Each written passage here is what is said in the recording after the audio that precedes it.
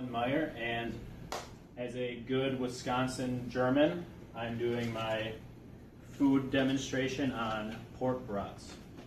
So pork brats, as I said, are from Germany, and they're called bratwurst, which actually in German translates to chopped meat and then sausage, which means it has a casing around it, so it's really not that exotic. Everybody's seen a brat before. They come in these little tubings, and I got my brats from the local butcher shop in town where I grew up, so they're very close, as close to authentic as I can achieve. And you normally eat brats in the summers when it's really hot outside. You can go have your grills out, and you can have a nice party at the beach somewhere. And so that's why I have the George Foreman out here, because it's too cold to grill outside. But then another way of doing it, especially the Wisconsin way, is making beer brats. And so to do that, you have your brat and whatever beer you have on hand, and you have to put it in there. Put your beer in it, and normally you'd have more brats in there, and one can of beer usually goes to about 5 to 6 brats, but it's really not that important right now. And whatever herbs and spices and what have you. So I usually just put onions in with mine and then turn the heater on. So the differences between it is obviously the grills you can take anywhere. You can put it with a whole bunch of different vegetables on the grill with it. But either way, whether you fry it with beer or you put it on the grill, it's still going to end up on the bun, like you guys all know it does at the ballpark or on the beach or what have you. And so as they're more of a party food or a ballpark food, they're not necessarily very nutritious. They have about 240 calories per brat, my best guess of a local brat nutrition.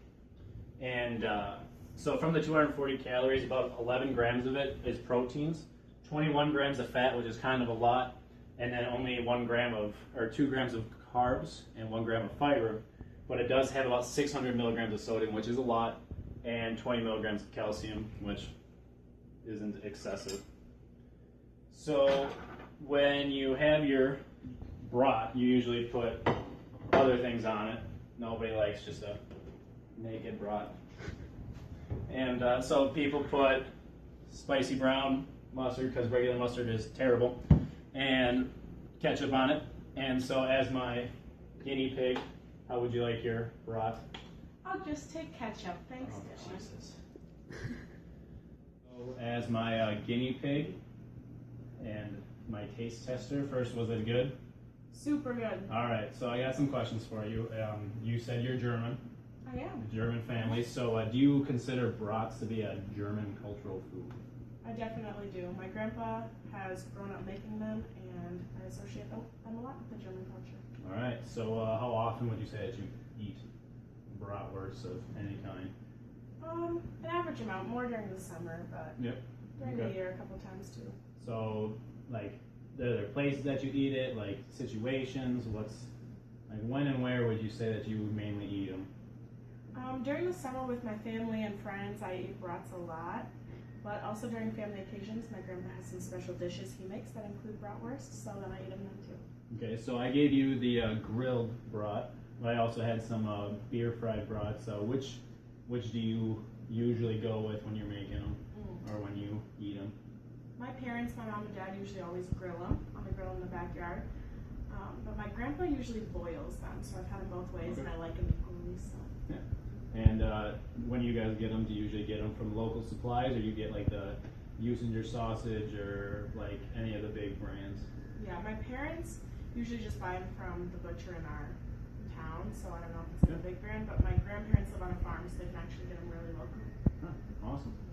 All right, well, that was my video on bratwurst as a cultural German food.